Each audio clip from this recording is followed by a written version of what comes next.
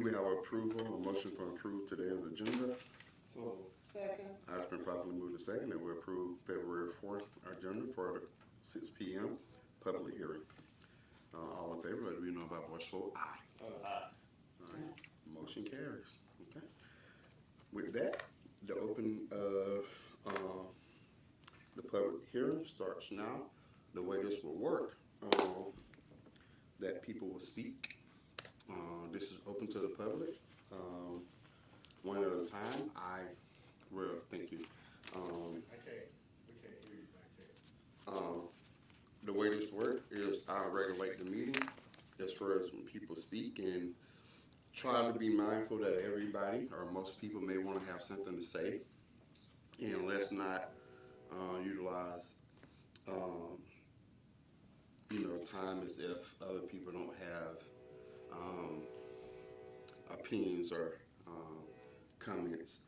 I also ask that if you would go ahead and silence your phone and put it on vibrate, preferably silence. If you need to take a call, please step outside the doors and away.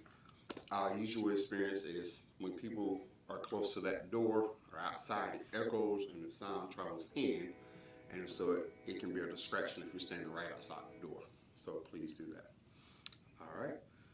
With that, we'll open up our public hearing. We just volunteer? Yep. That's the way it works. Public hearing.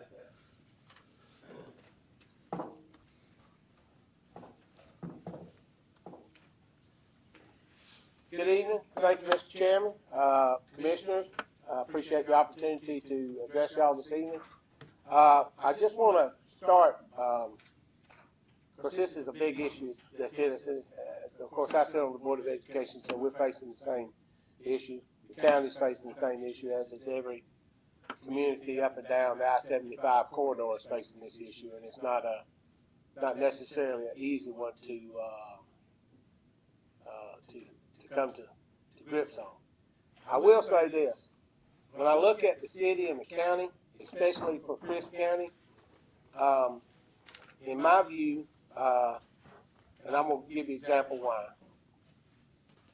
I really feel strongly that you should stay in. And the reason I believe that is because that 1 cent floss, when it passes, the professional estimates put it at $2.7 million for the city and the county. Now, you can make that 2.5 million if you want to. Either way, it's still a substantial amount of money. For the city's sake, you're in the hole right now. Y'all behind on your budget. It's like a 1.6, $1.8 million somewhere in that you had to go into the hole, my understanding.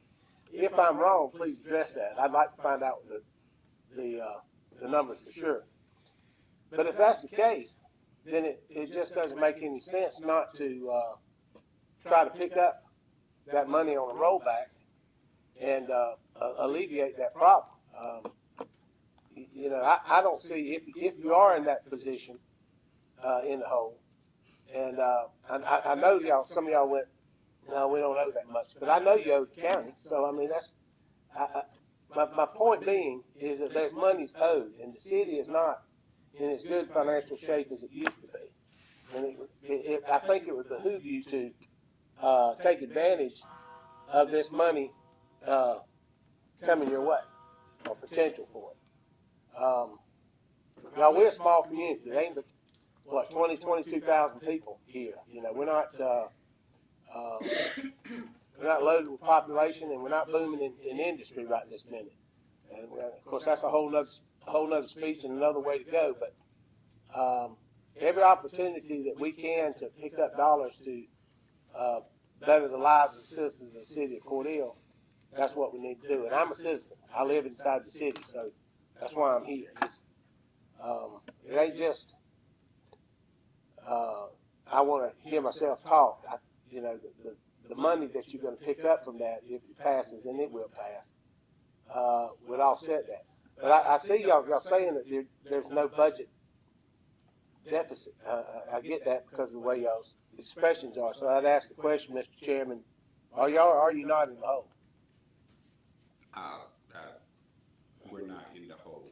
The way you in the hole, you operate fiscal year to fiscal year.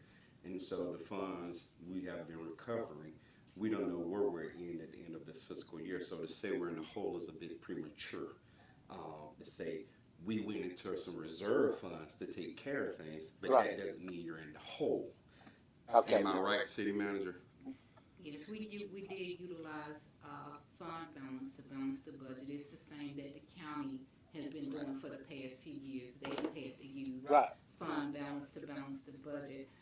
But And that's the reason for having them. But I would Yeah. like to ask. Yeah.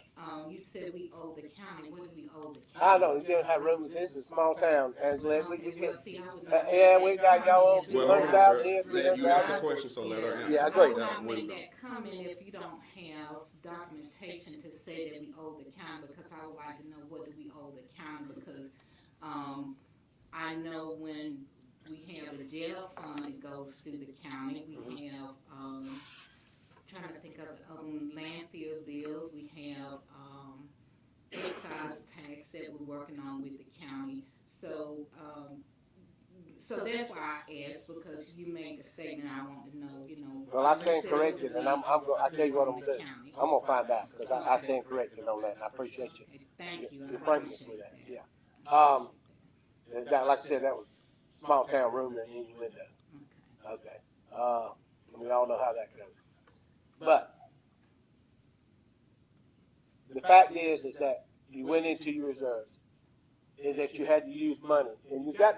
The thing is any prudent government will have some reserves. You've got to have them, because you can't always predict an economic downturn or anything like that. Those are things that you've got to be prepared for. So the fact that you had to go into your reserves is not a big deal. I've been listening to it on social media now for the last few weeks, ever since this whole rigmarole started for all of us.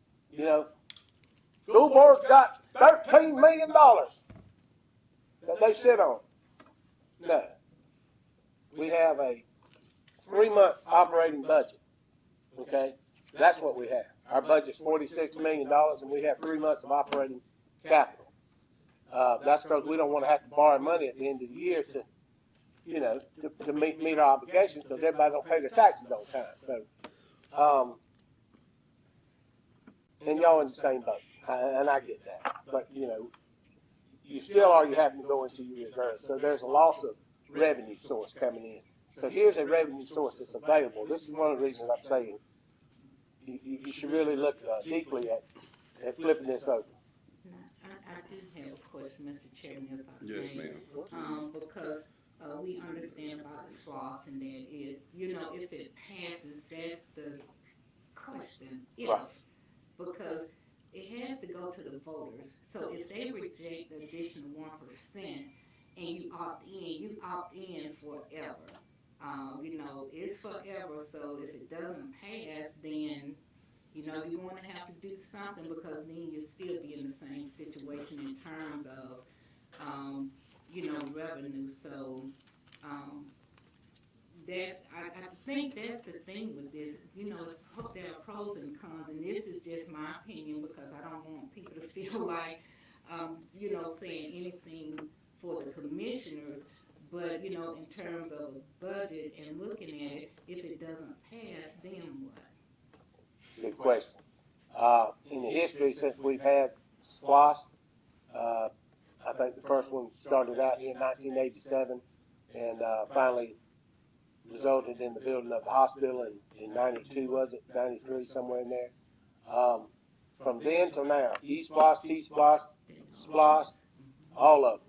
Of course, LOST is another animal by itself, but all of them have never failed to pass. Every one of them always passed, because everybody recognizes that as the fairest tax. It spreads the burden. Not only is it spread the burden, but it spreads it to people from Michigan and Ohio and everything else that's coming through here, and all these 7 new truck stops we've been to have, and they're going to be spending money. You really have to be not paying attention to your nickels and dimes if to not pass a SPLOST or a FLOST in this case, because it's a floating local option sales tax. It is kind of scary, and I get that. It's kind of scary to not have 100%, you know, we got a guarantee, and I understand that. You know, we got to have a little bit of faith that our legislature, which has, and they sit on, by the way, between 10 and $12 billion a year, so we don't need to feel bad. Our legislature would recognize that we're being harmed in our small towns in Georgia and our counties. You would think that they would come back to our rescue. Man, you're right. They might not, you know, but I would think that you could put pressure on. That's what the ballot's for. So I would encourage you, you know, to think hard before you back out of that 1 cent. In the way of the city and the county, I just see that it's to me it's a no-brainer. You've got to do it. That's money that's coming from people from all over the whole country and from outside of our city and county that's coming in to help fund our property tax here in the county, giving you an extra dollars to roll back and kind of get out of the hole. So, I appreciate y'all's time and everything, and thank you for hearing what I had to say. And unless you got a question for me, I'll sit down. Any questions, commissioners, or anybody? Thank you, sir. All right, thank you. Anybody else? A little more to add too.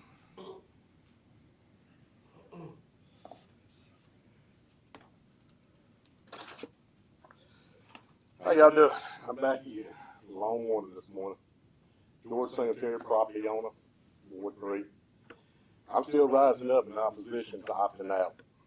This legislation provides a valuable opportunity to assist homestead citizens with tax reduction by capping property valuations at an inflationary rate. That's just the 581. I'm going to cut this a little short just for y'all. I made phone calls. I went home, I started making phone calls. And I called everybody. Dewey County's staying in. Finer's staying in. Unadilla, Pine. That's down the interstate. I called each commission and talked to them personally. Wilcox is staying in. Rochelle, he's supposed to come back here and get back to me. But the clerk says more likely they're staying in. Abbeville's staying in. Now Tifton, here's the kicker. Tifton's basically could be our competition towards business and everything. Tifton hadn't decided whether to opt out, but they aren't overly concerned. Due to not being in the hole or anything, they're fine. They said they can go into 581. That's it. They don't have to implement the floss because of the economic growth they're having. Right there on 75. Turner County's meeting tonight, and from their feedback, they plan to stay in. That's another one right down the road from us. And they also are considering floss. Now, neighboring counties are getting on board. Now, let's discuss floss. I made a phone call today to Atlanta. Excuse me, Go Dome. Okay, spoke to a couple people up there. They are in the little ways and means, all the little committees are looking for an extension of the floss for 5 years. They're looking at that. And it's pretty much going to pass. And it'll wind up being just like East Floss and the rest of them. You know, y'all got to really consider this before you cop out, because this county pulls in everything from the rec department, tons of visitors out there. And this is going to kick off again. They're buying everything, even though we're missing our little barbecue house out there. Schools, they bring in a lot. Now consider, let's just look at another house. 70,310, okay, 40% gives you a 28,124 tax evaluation, okay. The millage rate, county, 10.47. With floss, it's gonna be a whole lot. It's gonna be like 0.7. And with floss implemented, they'll only pay $208 for the same house. Now that's a small house. The millage rate for the city is 11. Some odd change in there. And that house will be $312. Floss is going to be $58 if it's implemented correctly. You know, the millage rate will be 2 point something. Okay? That's a lot big savings. Now, floss, like I said, I touched on floss expiring in 5 years. But y'all, we're going into election. There is no way any government is going to let it die. Okay? They're not going to put that nightmare on y'all. I just can't see it. Because that's going to be throughout the state. If people implemented floss and the Gold Dome, Atlanta, did not do anything, done nothing, and let it die, that'd be a nightmare. And I think the people would probably be victimized. That'd be a one-term government. Okay, pretty much. I don't care who it is. And there'll be a lot of legislators going too. So we got to look at that.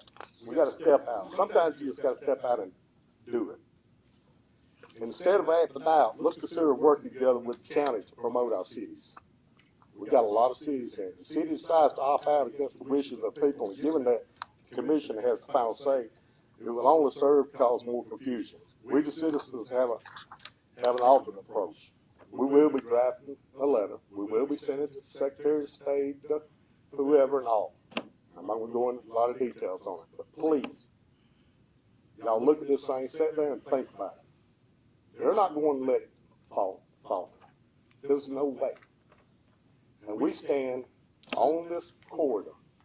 Miss Reddy's been here most of your life. Yeah, she knows. Everybody. There's a lot of people come through here. They're going to absorb a lot. Thank y'all.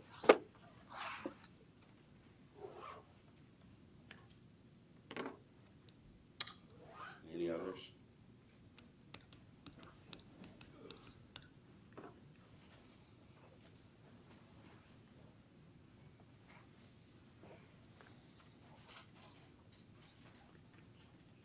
Good evening. Good evening. My name is Robert Pollock, and I'm going to talk from a homeowner's position.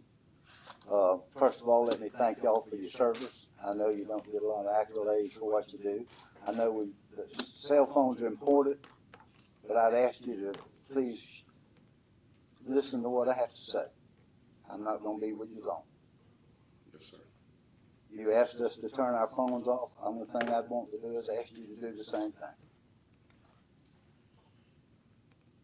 I've lived in Chris County, we're going on 25 years now. My wife and I, Peggy in the back, both public servants. I worked with the state of Georgia for 30 plus years. Peggy was an educator, retired educator. We moved to Chris County, and we love it. We absolutely love it. But last year, my property taxes increased 148, not my taxes, my assessed value of my house, it increased $148,000, 38%. This has happened over time, the 25 years, to the point of where there's a point where you're just overtaxing folks. And I went to elected officials like yourself, and we talked about it. We went to appeal, but they said that's the law. That's the law. So then what happened, those of us concerned, we went with our legislators. And we tried to explain, we're overloading the property. We're running folks away from their homes and their farms with property taxes. They said, well, it's the law. We went to them, they said, okay, we're gonna make a difference. We're gonna change some laws. We changed it. And now you're opting out of it. 65% of the voters in the state of Georgia voted for this. 63% of them in Chris County voted for this. The way I understand government is we try to honor the voters' wishes. I asked you to do that. Mr. Eriso, I asked you to honor that.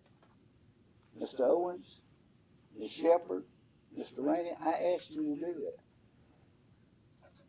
I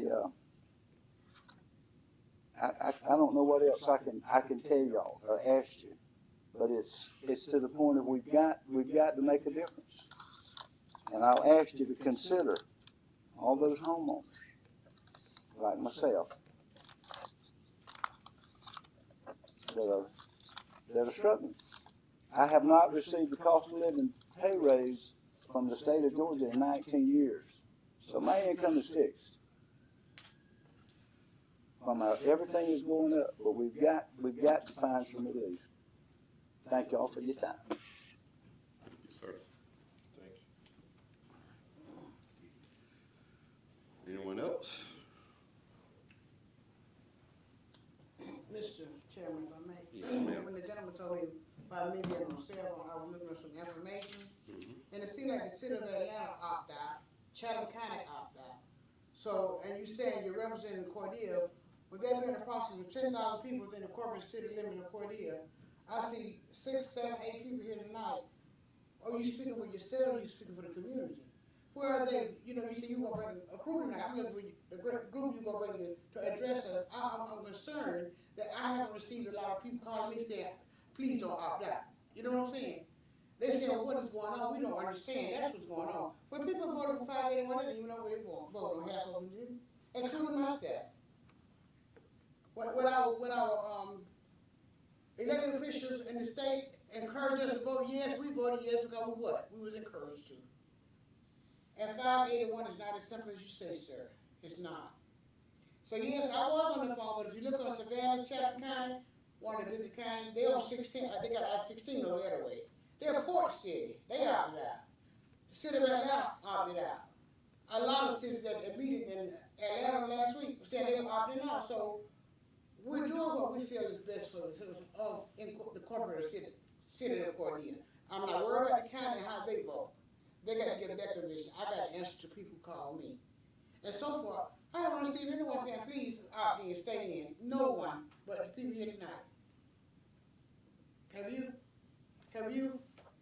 You probably have, because you live in that area where the probably over there. Is you addressing that to me? I'm just addressing to the general public. Okay. No, I You're don't. addressing towards me, so. No, I'm just looking. No. It's not just you personally. Don't get me wrong. And when you called me last week, I was in that, and I said, call me when you at the court. I will sit down and talk. You did that, I email you back. Yes, ma'am. All right, then, I'm busy. I have no issue with that discussion at Okay. all. What I have issues with is a lot of people are confused, and it's gotten confused by everybody saying this, that, and whatever. When you sit down and you read the bill, it's confusing. It can be confusing. But when you sit down and break it down, it's not confusing. What's going to happen here is we're going to opt out. These renters, they're going to do another valuation. Who knows, next year maybe? I don't know. We'll have to give it a tax sale. These renters that y'all talking about, the millage rate's going to go back up on them. Y'all might have to go up on the millage rate if I understand. You're already dipping into the rainy day fund. Right? What if something happens, you don't get back? So now you got to supplement back into that rainy day fund, as y'all, I guess that's what Ms. Reddick called. So it's gonna hurt the renters, it's gonna hurt your lower income people, it's gonna hurt everybody by not diversifying the tax. And that's what you're doing. You're not putting it just on the people, just the renters. Now you spread it out and you absorb it in here. If we don't put some help with for the renters, because this is going up, it's going to go up. It doesn't matter what y'all say, whatever. We don't opt in, rent's going up. Taxes, property taxes going to go up. And that's the way I look at it. I come from a very poor family, very poor. And that's the way I look at things, is what would I do? Who would I help? And it's going to help them. It's going to help everybody. And in 5 years, which y'all know this morning, I don't know what's going to happen. True. I got phone calls. And it's like calling that speaker over there sometimes. Sometimes you get a good answer, sometimes you don't. I don't feel, and I just can't see it, because East Boston's got voted in continually. I don't think they're going to leave it hanging this festival. I just don't see it, and it's going to benefit everybody. It might give some people the opportunity to buy a house that they didn't have. And Cordele can grow. Cordele can jump. You understand my side. It's nothing personal with Cordele. Y'all got a job to do, I got a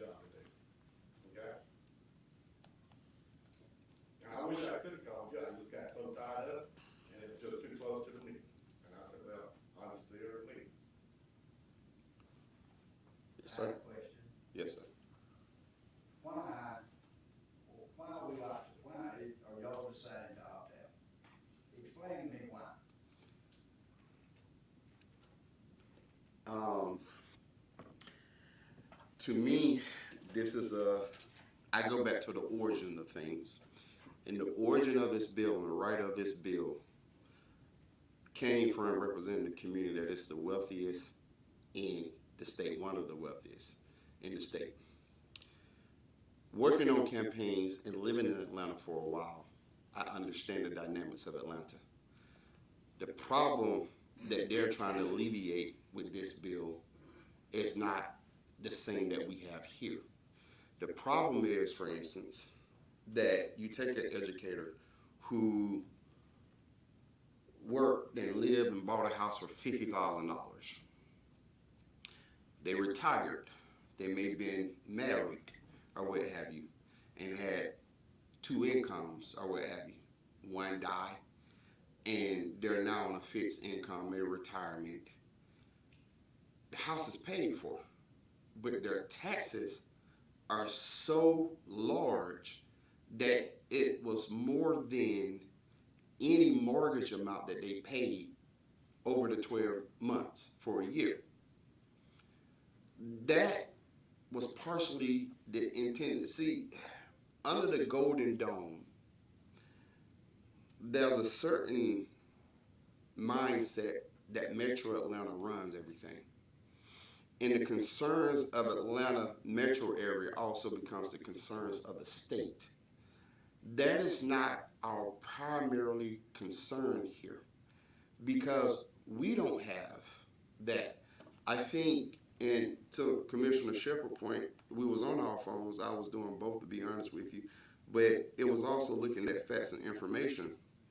Right now, our tax for at the lower end, we have people paying $120+ a year for their tax. At the higher end, it's less than $1,800 a year. That ain't your case when you had that educator now when the house was $50,000, now worth $250,000. That's not our present reality. And on a human level, the reason I am against it is because this is another move where people won't pay their fair share. I grew up poor.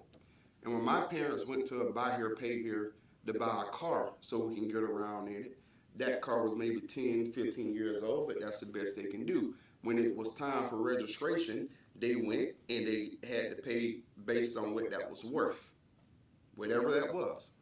Well, the state also decided to change that because what you have on the Golden Dawn is wealthy, greedy people, in my opinion. And there's a trend for people to get away paying taxes as much as they can. But taxes are beneficial to communities. When we leave out of here and we make a right or a left and we drive on a road where we're not bumping, if we have a stop sign and traffic lights and overhead, we won't be able to do that without taxes. And it's about paying your fair share. If you're part of a gym or a social club or anything, you pay for a membership. Taxes are the membership to a well-regulated society. I travel the world, and I like going off in rural areas, and I see because they don't have that things. Part of the problem is they don't have a tax code or a tax system to take care of those things. And so, with the vehicle thing, along with this thing, to me, it comes similar to wealthy people wanting to get out paying their fair share. And unfortunately, I don't agree with that. That's one thing. But the other thing here is that there's two other things I'll mention. As I said this morning, it is not apples to apples when it comes to law splash, e-splash, and all that. It's literally apples to mango. The difference with this is it comes with a healthier unknown price tag. And that price tag is us gambling. Now, we were elected to be good stewards over the financial situation of this city. And we're not talking about the county. We understand that the county sits in a different places with property values. property values are higher in the county. And because of the school system keep electing to move their schools in the county and out of the city, they'll continue to be higher because everybody knows if your house is around the school, your property values is increased. And so what you're leaving the city is with lower property values or what have you, and we don't have the same issues in the county. And we were elected to pretty much carry the interests of the city. Yes, we work with the county and we want to work with the county, but when our interests divorce, we got to be honest enough to talk about this works for you, but it doesn't work for us. And so the benefits of this thing does not work for us because the difference is why um, every other tax is similar. It's a positive. We get the money, we get the penny without saying it's a possibility you take this away. With this splash form, it takes away the ability for us to get money in our coffins to do services. Everybody's talking about us going to the rainy day fund. We did that strategically to protect what we have and grow Cordele because basically we looked at how competitive we was with places like Tifton and the surrounding area, and we decided to pay our employees what they're worth and also attract new people coming in. It was part of our succession plan. We got a new fire chief who started looking at things and saying, we need this to be able to protect industry. We need a new fire engine. We did that. We have a new police chief about 2 years, 2 or 3 years. He has a new vision for the police department. So we nurtured and fed their visions for what they want to see their department look like that will protect the community. So a lot of that money, and then of course we have public safety. So if you look at most budgets, the bigger department is always going to be public works and public safety, fire and police combined. And we made investments into the future to go in the hole. We ain't hazardly spending more money on things. Anytime that City Hall came up, we needed a new City Hall, and I was adamant. I don't want a new City Hall. How are we going to have a shiny new City Hall when the West Side looks like it looked? No, we'll make do in this City Hall right here and put the money where it needs to go. But if we have a fire chief and a police chief saying to protect our citizens and property, we need this, we need that. And if our employees who've been working here for years is saying, we've been here for years, haven't got raises, those are the investments we made to go in our rainy day funds.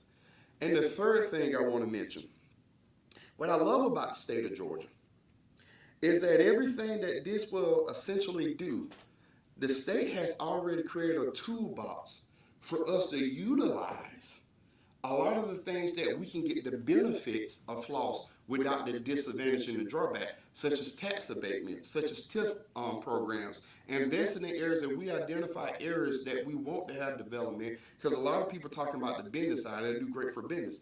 Well, the state of Georgia equips us with some tools, some things we can pass here as a board that gets to the benefit without going in and gambling into all that uncertainty of what we may get in the economy bad. Look at the stock market.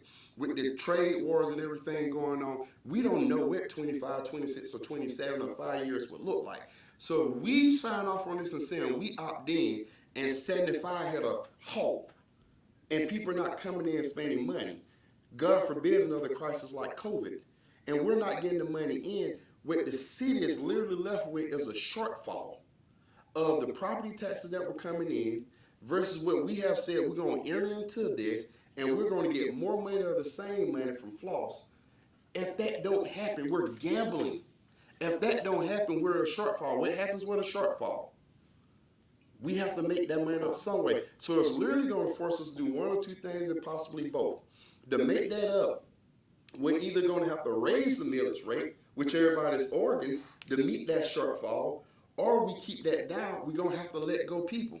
And we let go people, or we can raise fees, or what have you, but because of the poverty and the income accordingly, we don't want to do that. But if we let go people, services are then going to suffer. if we don't have enough police, fire people, if we don't have enough people when people come in and pay their water bills and lines are long, those are some of the things that we have to contend with. So it's not as easy. It is a gamble that we're saying we don't have to take as a city because we're not Cummings, Georgia. We're not Metro Atlanta. And we're not even Chris County when you talk about properties along the lake and everything. We're the city of Cordele with a big rentals market and base and everything. And so those are the reasons why we're saying, and you know what I kept hearing, put thought into and think hard about this. We have. This is one thing. We ain't take nothing else serious. We took serious. Because for me, I always say that any tax raises for the city, because I have two parents that are on fixed income, and without my financial help, then they wouldn't make it.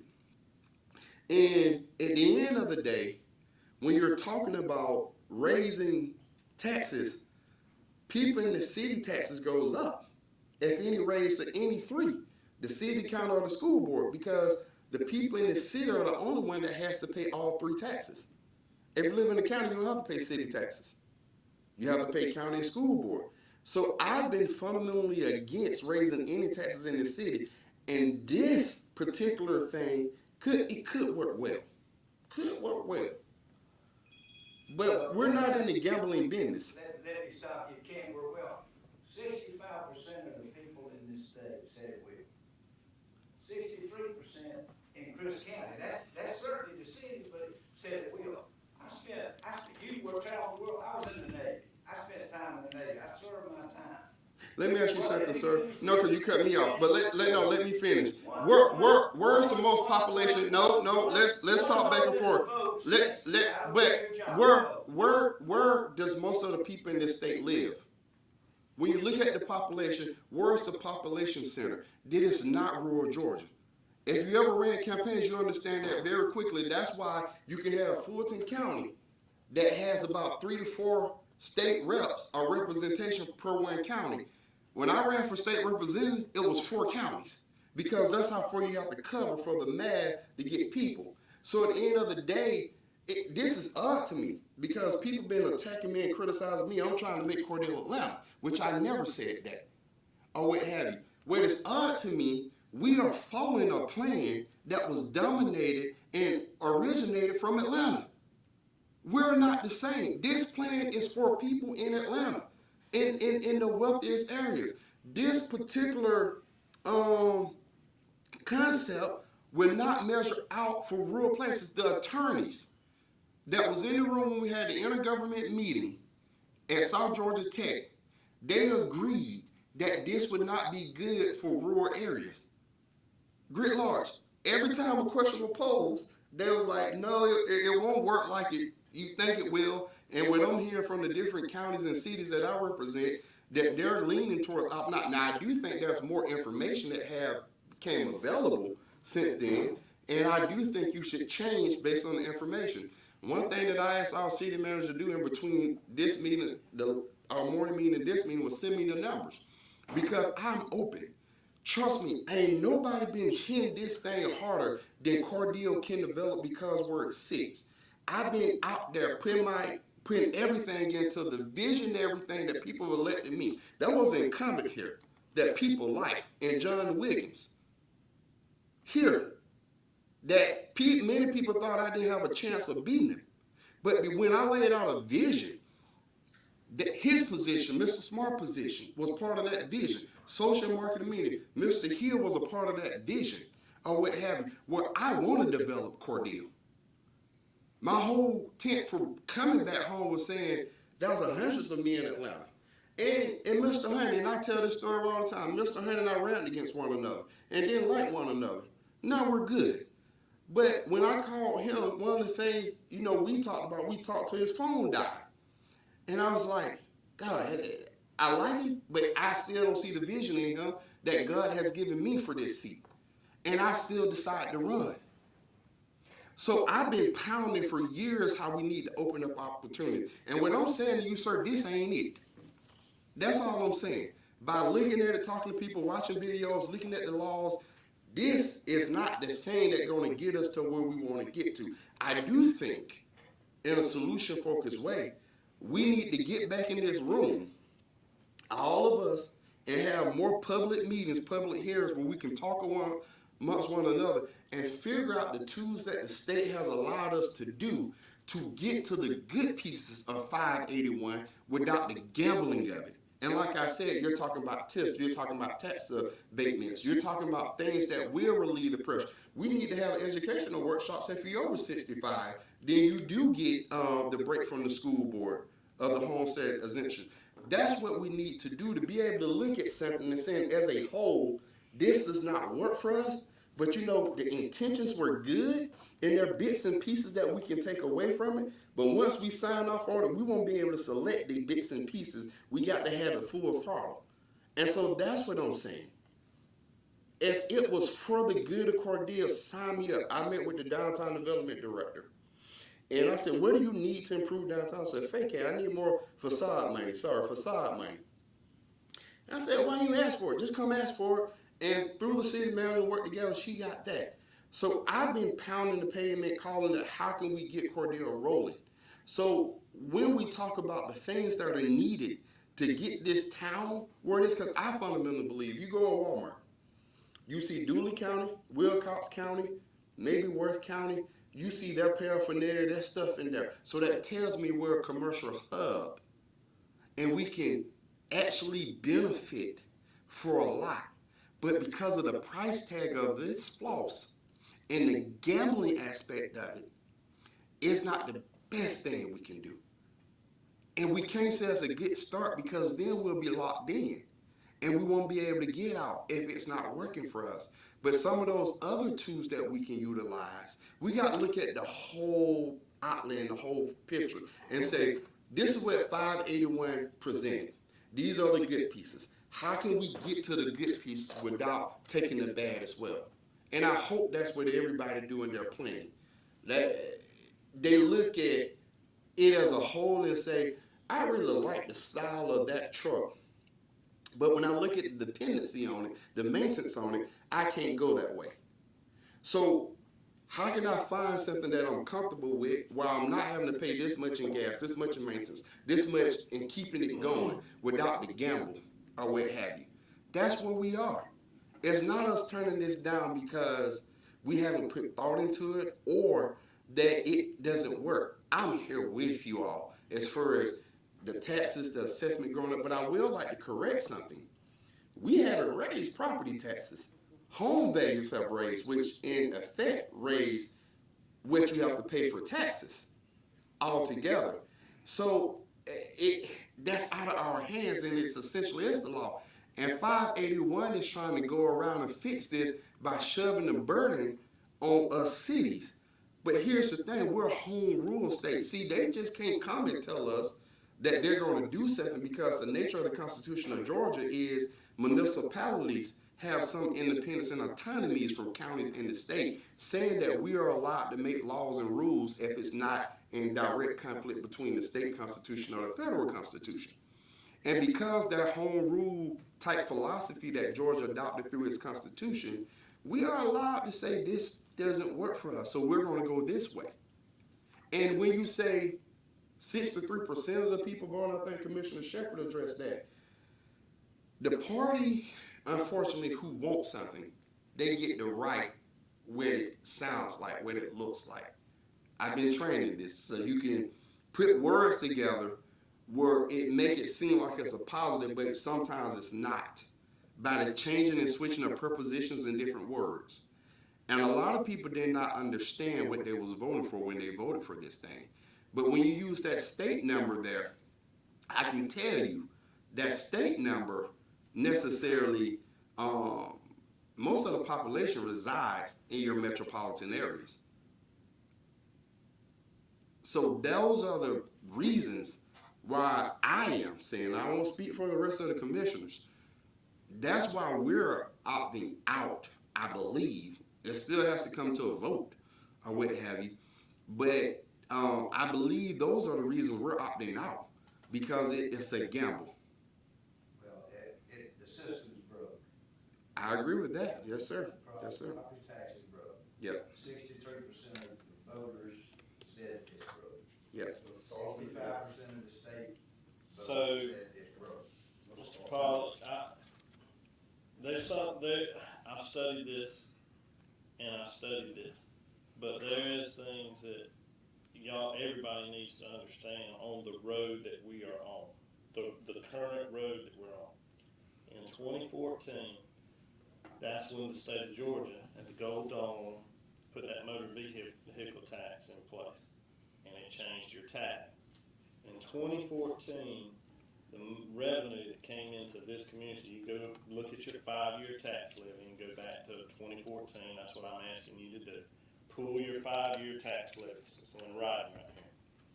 The revenue was $15,788,290 that came from on that line for motor vehicles.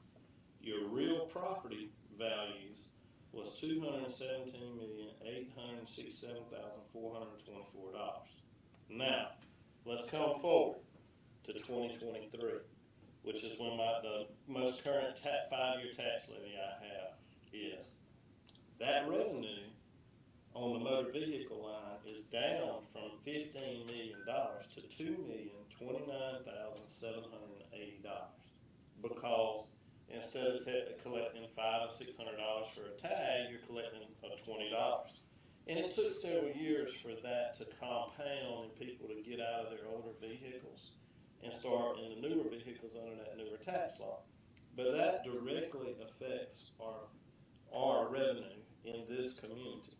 So, you take your real property values in 2023, they went up to $310,283,723. That's a difference of $92,416,299, which means per year your real property values have gone up $10,268,477 in this community. So we're on a road to increase your real personal property values $10 million under our current system. Now, that is not me making it up. That's straight off your tax levy right there that you can look at. And that is the problem where we're putting $10 million a year on property owners and real property owners to derive that revenue loss from that motor vehicle tax. That's what has happened from that lost revenue, because that $13 million loss there is annual loss in revenue.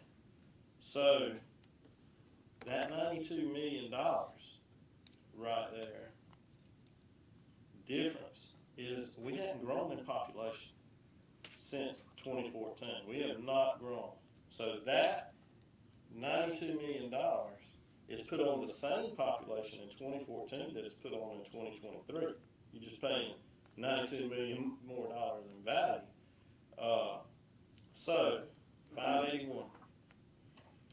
581, if you own a piece of property and it is your homestead home, you're eligible for that index cap. Now, any other property you own doesn't have the cap. Now, the 1% floss, I do believe, based on every single thing, it is divided evenly over every property owner, and it will reduce your property taxes. So, seeing when I look at what happens right here with real property and has happened, that taxpayer does need relief. So, I'm all in favor of 581 because of the relief that I see. The 5-year part is the only thing that scares me. But what I do know is for 5 years, I believe it'll be fixed in 5 years, and I'm willing to take that gamble on the 5 years. So that is the only disadvantage I see to not is to opting out is the 5 years is the only problem I see. Question on the vehicle. I know we were paying, you pay a little bit every year. When you purchase a new vehicle, though, you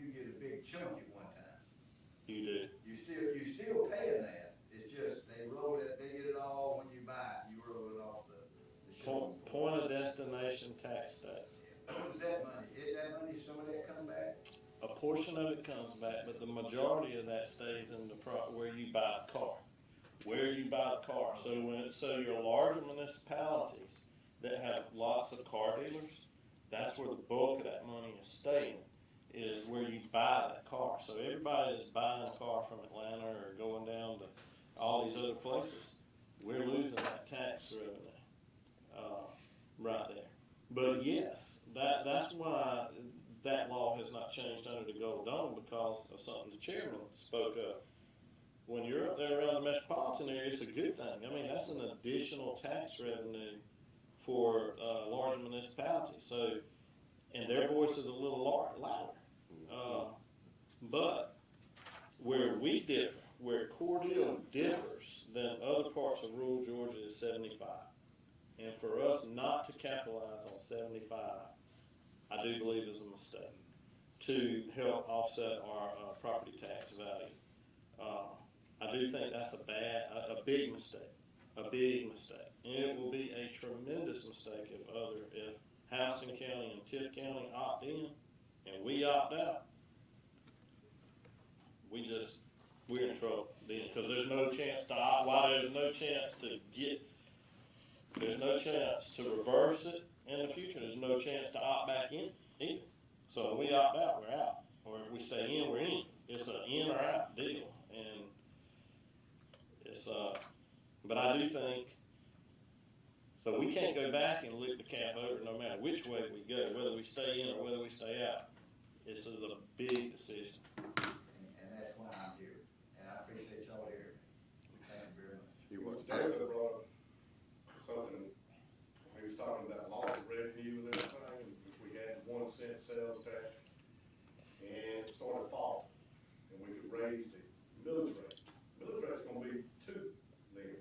If everything's trucking along good, and all of a sudden it flips again, then, okay, you have to go in there and do your announcements and raise it back up. So is the Board of Education going to, because they're gonna falter, because guess what? East Loss and all that other is gonna falter. So everything's gonna go up. That's what I'm saying, and I understood what you referenced to, and about all this different stuff in here. That's also people bringing in pennies in here. You know? I think part of what happens is that my thought is this problem doesn't belong to us. As you said, sir, the system is broken. Call something in Noah Williams. Part of what you can permanently do to bring the tax burden down is ensure that when you go represent Cordele in different places in Chris County, is bring a slice of the pie back from Atlanta. Because I spent time under the Golden Dome, I have people that I know under the Golden Dome. When libelous and development comes in, part of the biggest thing they say, well, where can we go in Georgia? Like Georgia touted the best state to do business in for the last 12, 13, 14 years. Part of our representation on that level of responsibility is when those people are coming in and saying, well, if you here in Atlanta, you're gonna have to pay these people $25, $30 dollars an hour. If you go to the middle of Georgia, you're gonna have to pay these people somewhere between $21 and $26 an hour. You come down here, we can get you out of $18 to $21 an hour, depending. Not saying we're bargaining for being cheaper, but the cost of living right now is still relatively cheaper than middle in Metro Atlanta, Georgia, and elsewhere. Part of their job is to make sure we having more companies like ADS come and invest in us, and we cannot let them push the burden on figure this out and be at war with one another because they're not standing up to the metro Atlanta and the urban centers and that loud bus up there to get the resources coming back to places like Cordele. Cordele has remarkable potential, or what have you. we taught the watermelon capital of the world, training town, the gateway to the South. Part of my vision for a social marketing media um, position in community advancement manager, because we have to have a plan where all this stuff is not disjointed. Right now, you got a lot of people doing a lot of things, but it's disjointed, meaning that we're not attracting. I say all the time now, people are not necessarily looking up at, billboards. They're looking down at their cell phones. And so, because I'm assuming you've been a married man for a long time. Where you stop and how you stop, that wife and them kids usually dictated if you was the driver, right? Like you can be driving, but if your wife or them kids want to stop somewhere, they're gonna control that for the most part. You can say, no, let's make it one more exit, let's go. But they're gonna, and they're in today's time, they're on their phones. They're looking at things. Um, we have to move into that and market delay, market training town, market the watermelon capital of the world. My time in Athens, the biggest thing I remember, there was a bulldog outside of every business in Athens, Georgia, downtown, because they don't feel shameful about it. They use it to their potential. They use it as a marketing tool. We have some of the same things. However, we're not in position because we don't have that type of promotion and marketing to capitalize like Tilton. Tilton is Tilton and I would say Ronald Robbins are places where their structure is set up different. And we're trying to get there. 5 years into the future, it probably be a no-brainer to do this. But the reason I've been pushing this commission and I couldn't get votes on half of the things when it came to progressive stuff like that is because if we would have signed ourselves up in those positions, doing something that could take advantage of something like 581, then we would have been in a lot better position than where we are now. We're not. There's some personnel that need to be changed out, unfortunately. That's at least if people are not willing to understand how to do this thing in a new way or marketing, we need some people coming in for them to partner with to understand how to do it. Right now, that's not Cordele. So we can say, we have this tremendous opportunity and that people just gonna flood and come in, but there's actually Tilton. Some of the things that I model, community center, senior citizens, Tilton have that type of stuff. So people, right now, Cordele is a work town. There's very limited pleasure. There's very limited community activities permanent. You have organizations that put things on, don't get me wrong.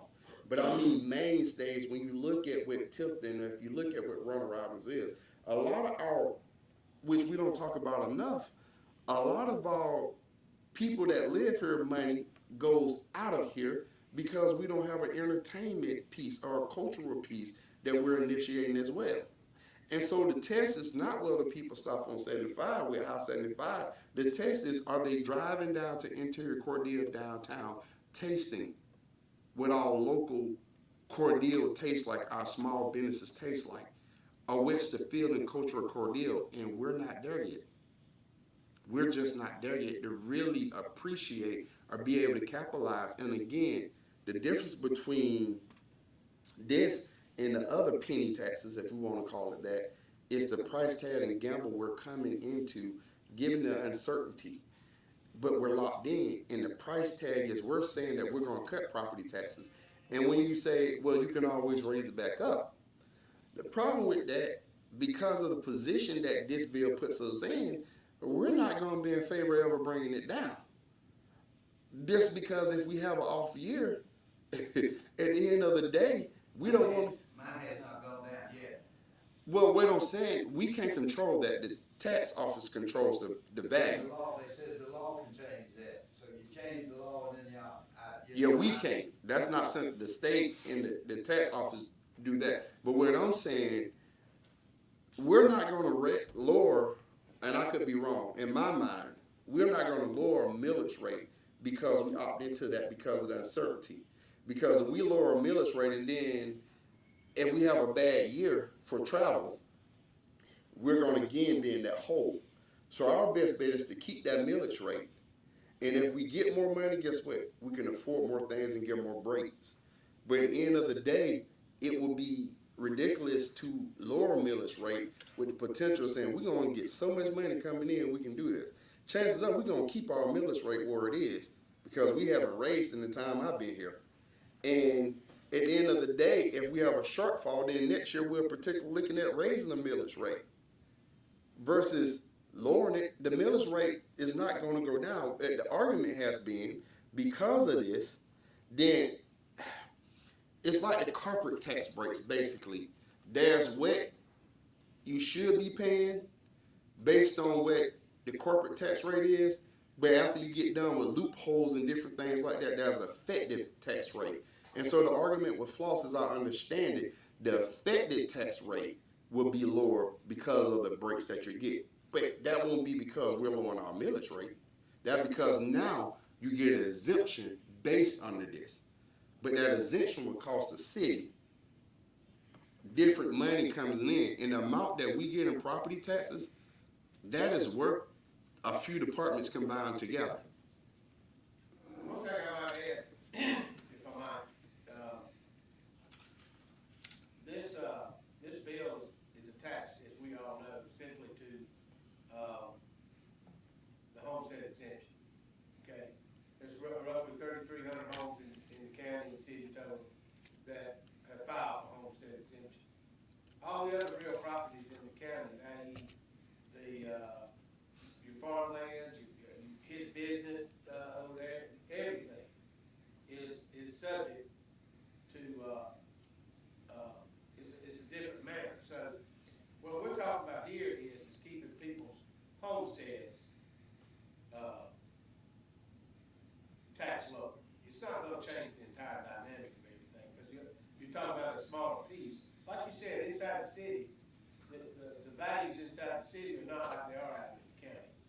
Okay, so that being said, just it looks like to me that the ability to roll back that, from that tax right there would be a savings to y'all. I mean, it really would. I beat my head around it. And like I said, the Board of Education still got to vote on this too. We got another meeting. And how's it gonna go? I don't know. I couldn't tell you right now. I know that they dumped this thing on us and gave us 2 months to figure it out, and that's a crop too. But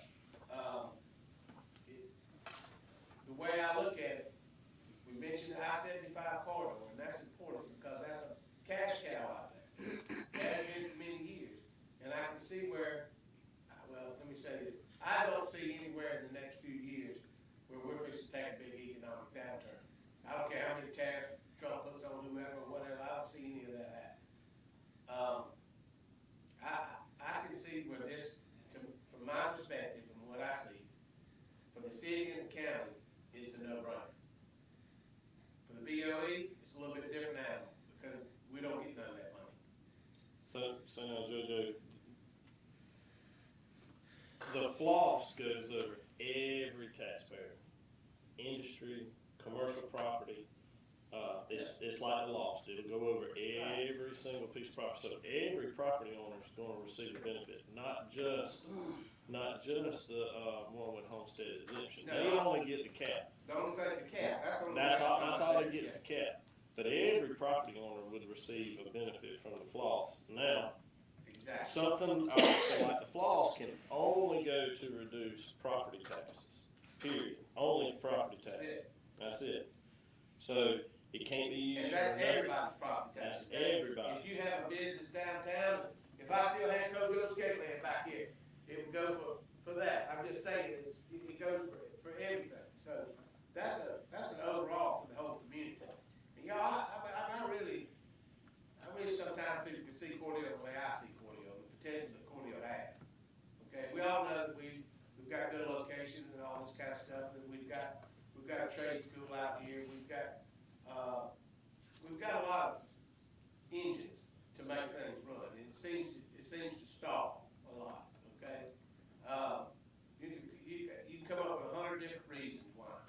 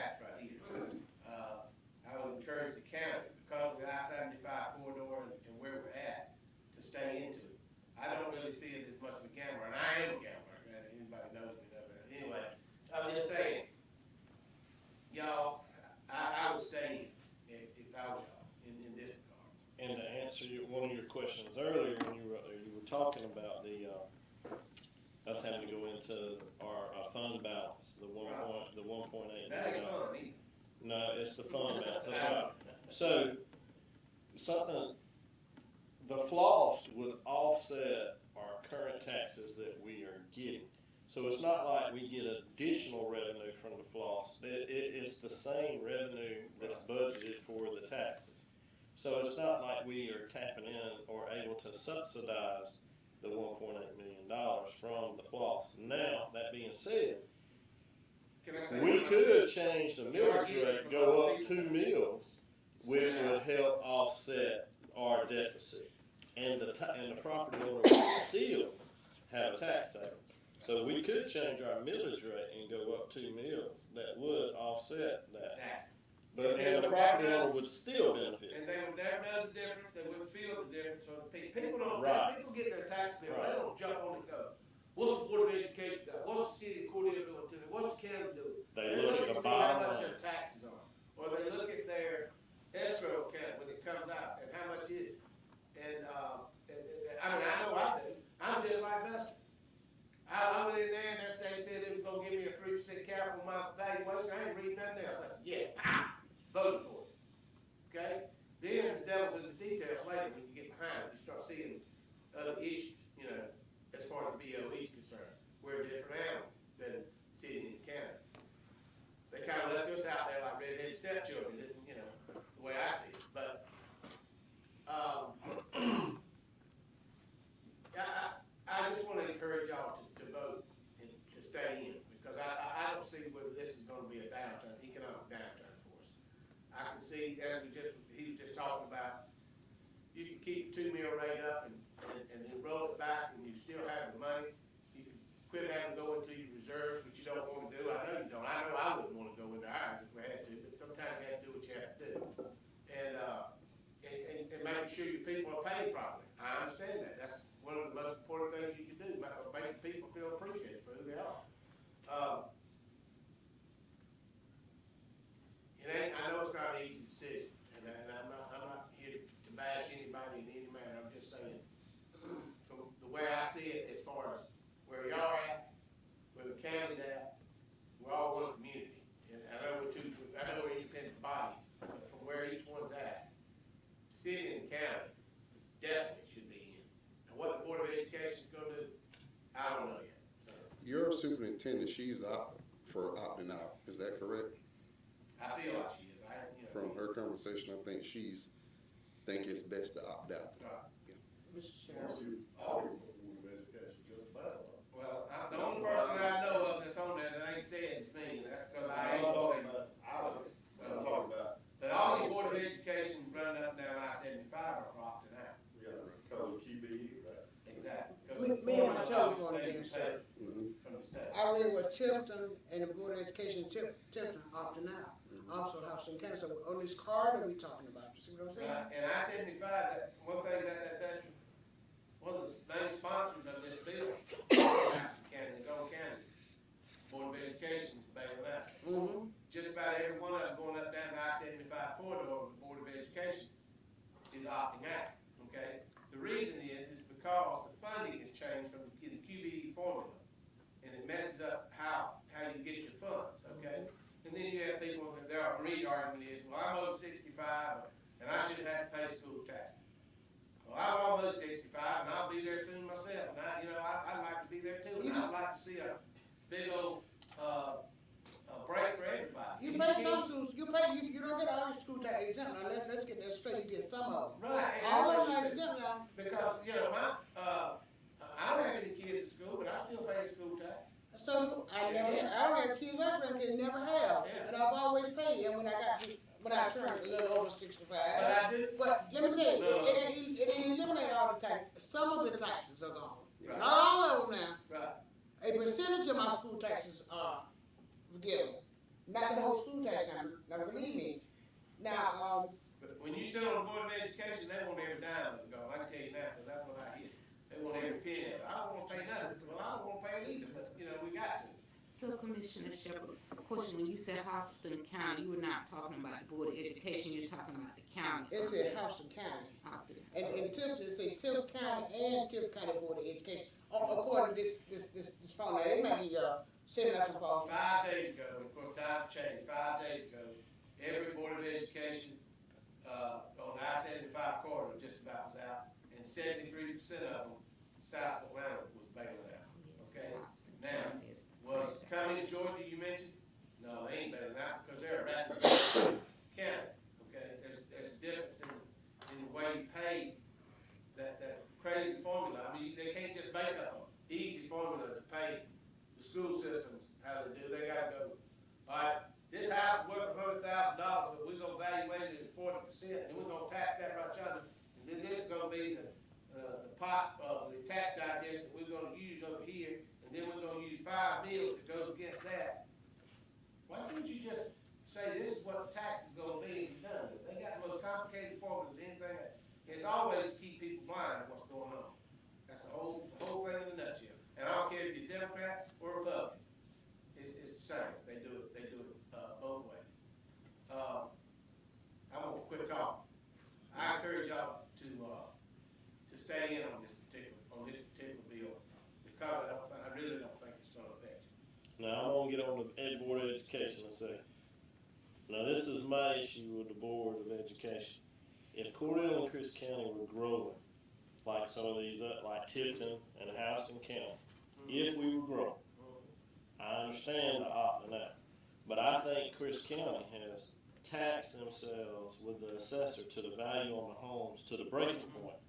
So, I think these values are as high as they need to go based on the people that are living here. I mean, we are at values that are astronomically high to afford. Now, with only 3,200 homes receiving the cap in Chris County, and you're getting the consumer price index increase, it's not like those 3,200 homes are not going to increase in value. They're going to increase in value at that consumer price index of 3 to 5% or somewhere in that neighborhood. Yeah, that's right. There's lots of people out here that aren't getting that kind of raise every year. And all the other property has not got the cap. So I don't understand why the Board of Education can't operate with a 3 to 5% margin right there on 3,200 homes when all the other properties don't have the cap. So this is a double-edged sword for all of us, and you know, I mean, this isn't a cash cow and we can't keep going to the property owners because If I knew that Carden and Noel and some of the constituents up there at the state would come back and give some kind of relief or fix we've been waiting on a fix right here since the legislation session's been. Come back and tell us, hey, we're gonna do this or do that. And this will give the Board of Education a little bit of relief. This wouldn't even be an issue.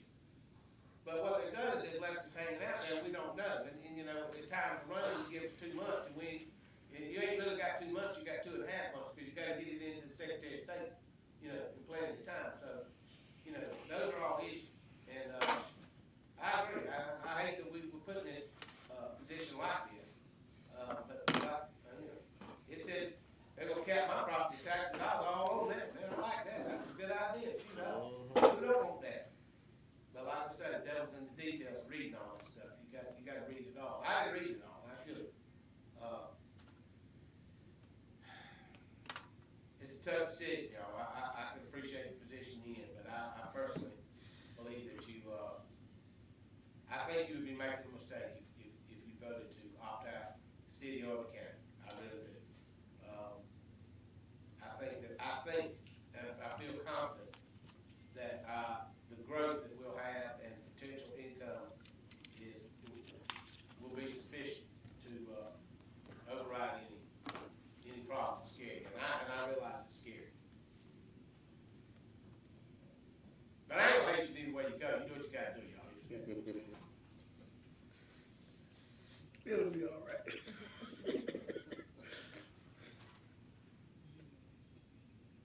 Anyone else? All right.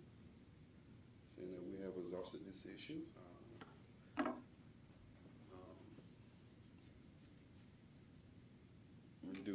motion to close the public hearing? So, Second. It's been properly moved and second that we close the public hearing at this time. All in favor, let it be known by voice vote aye. Aye. Aye. Public hearing closed. Do we have a motion for agenda item number 2?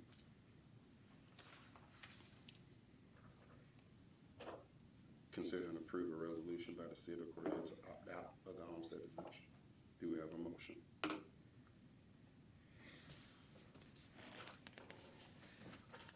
So moved. Second. It's been properly moved and second that we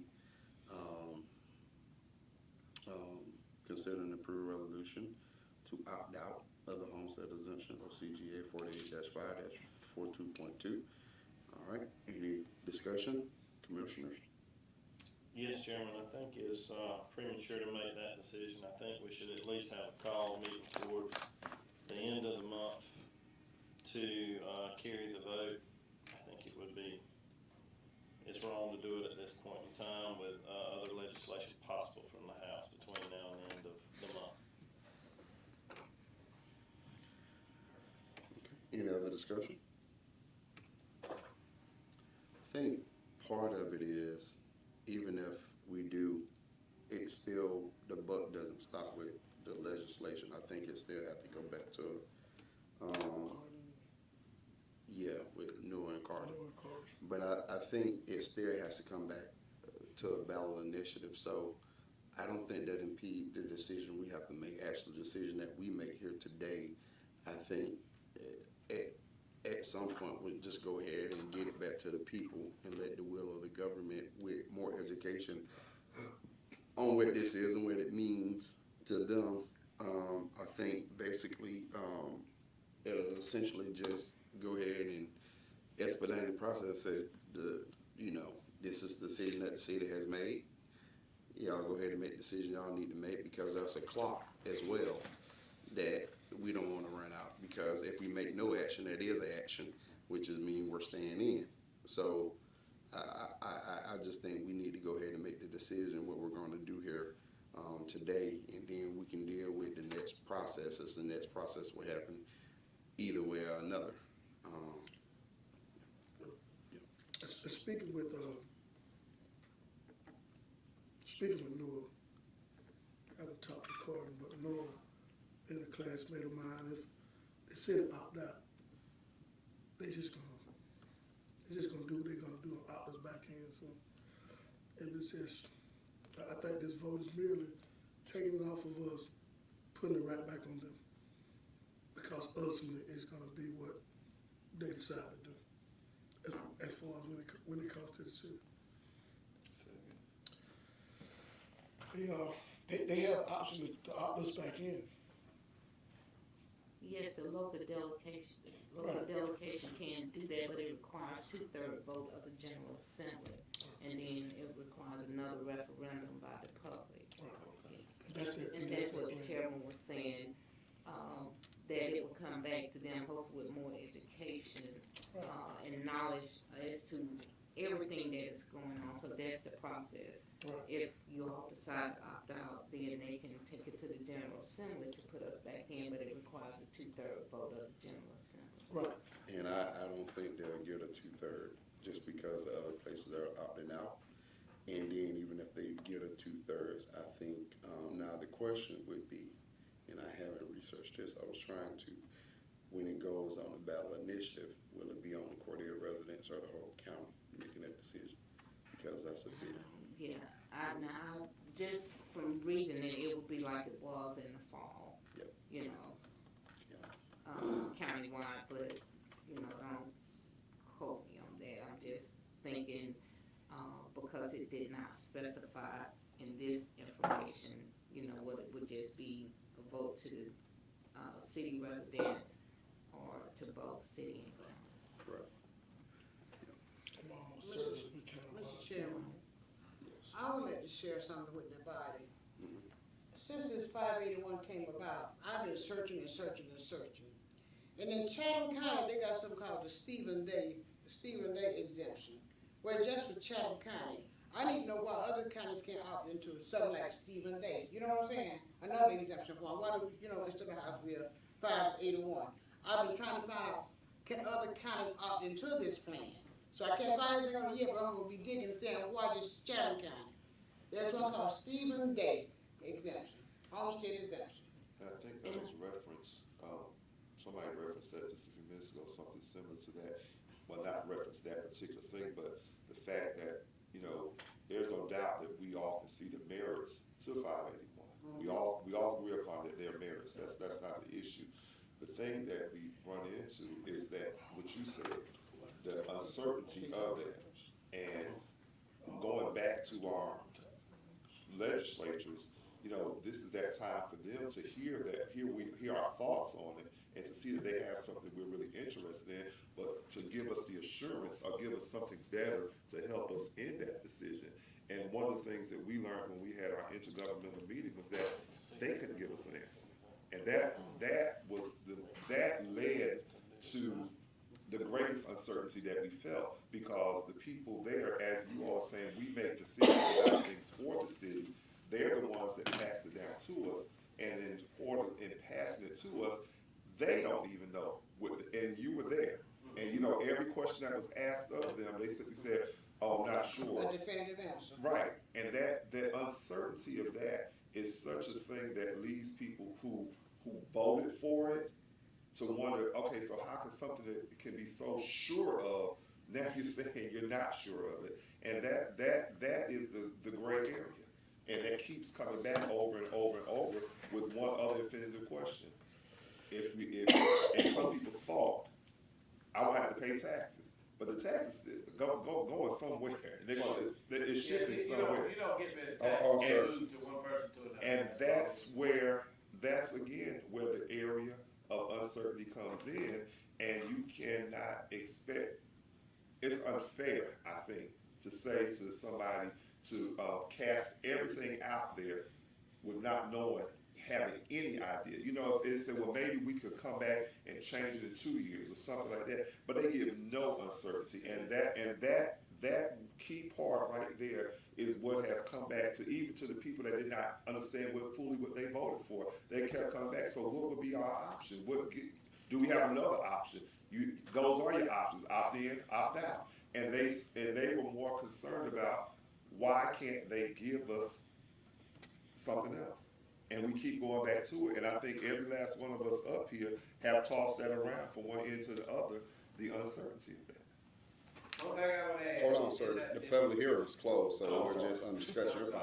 But here's the thing: they have gave us other things, and what they've given us basically is the tools to get at the benefits of 581 without the backdraws. Again, that's TIF, that's tax abatements. There are different things that we could do that, like you were saying, I don't know that, but I'll look it up. Whatever the Stephen. I looked it up, and I think it's because other communities, they have caps in place. And so I think it's something that is just specific to Chatham County in terms of, it's the same thing that has been done in other communities. I don't know if it was named after a person. Stephen Day. Yeah, I pulled it up as well. Yeah, and so I don't, Just Chatham County. yeah, and I don't know if it was named, like a particular person, who made it advocate for it. I don't know, but I know other communities, they do have something in place like that, but it's called something. Yeah, Mm. like the Western Shepherd of Chris County, some got, So, when I were researching in between the meetings, there may be some things where you can do income homestead exemptions based on the city. I don't know. I have to do further research. But see, what that gets to is the people, because this is what I'm afraid of, and this is the thing. People have to get out the idea of paying their fair share. With the money you make, if you can afford a $500,000 home, then you should be able to afford the taxes of a $500,000 home.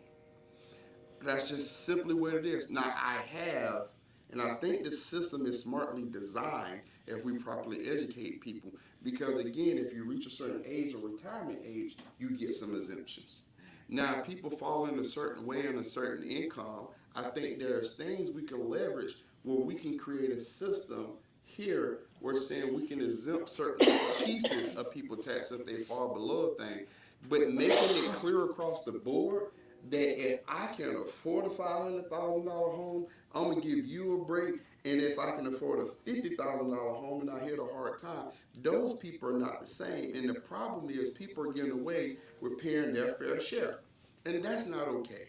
Because taxes are beneficial by way of, I don't like paying taxes either, but when I drive my car and I go places, I'm appreciative of the quality of the roads, the traffic signs, and all of that. And that comes from somewhere. If something happened to me and I need to call the fire department or the police, I'm happy we got somebody to come, and that comes from taxes. And so we have these pieces now where it will require of us is to do our job a little bit more intentionally and a little harder work. That is doing what we did here today, using our phones and researching things of how we can get to that same destination without the backdrops, without the risk. And I think if we're smart and creative enough, if we want to honor the true benefits of 581, we can come up with a plan in honoring the benefits of 581 without taking on the backdraws of 581, because the state of Georgia has allowed several avenues to get to those benefits. It ain't going to be easy throwing in one bill. That's going to be several hands and several actions that we have to do. But I do fundamentally think that we can get to that road and provide relief for people who need relief and not give people a windfall who do not need it. Because investments are not done like we think they're done. You think you give people a tax break and they're gonna go create all this investment and new. That normally don't happen. What people do, they get more and figure out more tax loopholes where they can still pay less. And so you don't see that money coming back in, or what have you. And so we got to understand what has been happening in the trajectory of what has happened anytime you mostly got a tax break. Tax breaks have been used for individual luxury more than the societal and the public good. And so if we give this break across the board, the problem is it would not come back in a community benefit like we need it to. But what we can do is craft a number of things that we can get to the benefit of 581 without getting to the negatives of 581. And that's again tax abatement, TIFs, or what have you, and things like that that we can pass as a governing body that would do the same thing that this bill would do without gambling. And every time, 10 out of 10 times, if I can figure out a way we're getting somewhere without taking risks, I'm gonna do that. And that's the key. I think we can get there without the risk. And so that's where I am.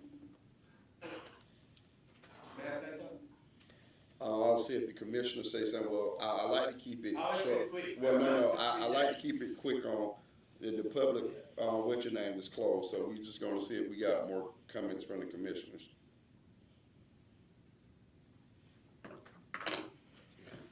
Seeing none, all right, we shall proceed to vote.